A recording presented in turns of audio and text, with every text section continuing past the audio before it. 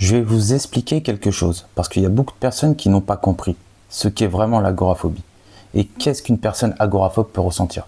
Parce que l'agoraphobie, c'est vraiment un handicap invisible jusqu'au jour où il y a cette attaque de panique, jusqu'à ce moment où il y a cette attaque de panique. Sinon, c'est un handicap invisible. Ne rabaissez pas ces personnes-là. N'essayez pas de les mener à l'action parce que avant ça, elles doivent se mettre dans des conditions pour accepter ce qu'elles ont et pouvoir enfin combattre ce qu'elles ont. Une personne agoraphobe, c'est pas simplement la peur de la foule. Une personne agoraphobe, c'est pas simplement une petite maladie ou une pathologie. C'est bien plus que ça. Une personne agoraphobe, c'est une personne qui a peur de ses symptômes, qui est dans sa tête en permanence, qui a un discours intérieur ultra négatif. Et quand je dis négatif, je dis négatif dans le sens où elle visualise tout, où elle prévoit tout à l'avance. Parce que chaque sortie est un défi pour ces personnes-là.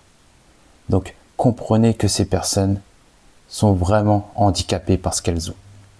Une personne agoraphobe, c'est des crises de panique à répétition. Donc, l'agoraphobie, ce n'est pas rien. L'agoraphobie peut être entourée de phobie sociale. Beaucoup d'agoraphobes ont peur de ce que les autres pensent d'elles. Elles ont de l'anxiété généralisée. Elles ont peur de mourir. L'agoraphobie, c'est vraiment quelque chose de très important et ne pas prendre à la légère. Si tu veux te sortir de ton agoraphobie, participe au challenge. Et si tu es resté jusqu'à la fin de cette vidéo, like cette vidéo s'il te plaît. Partage à des personnes qui en auraient le plus besoin. Republie-la. Laisse-moi un commentaire des symptômes que tu pourras avoir et de ce que tu voudrais à l'avenir. Et sur ce, garde le courage. Je te souhaite une très belle journée et je te dis à bientôt.